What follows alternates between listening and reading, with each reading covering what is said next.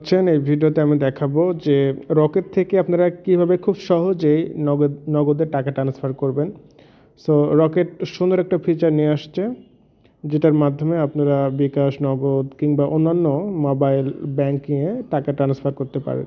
So এই ভিডিওতে আমি দেখাবো যে নগদে কীভাবে পারেন। সো প্রথমত আপনারা রকেট অ্যাপে লগ ইন করবেন। লগ ইন করার পরে এরকম ইন্টারফেস দেখবেন। তারপরে এখানে ট্যাপ করবেন ফান্ড ট্রান্সফার।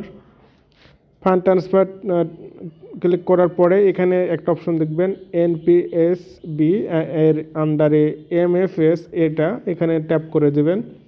তারপর এখান থেকে নগদ সিলেক্ট করবেন। এখানে অনেকগুলো ওয়ালেট পাবেন, তার মধ্যে নগদে সিলেক্ট করে দেবেন।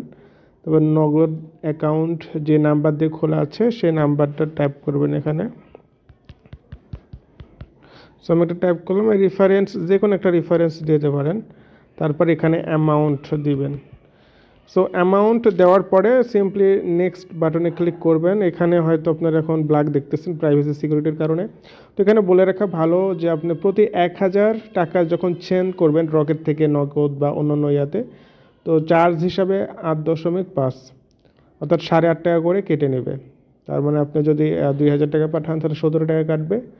তারপরে এখানে হচ্ছে আপনার রকেটের পিন নাম্বারটা দেবেন। দেওয়ার পরে এখানে যে লং প্রেস করলে হয়ে যাবে।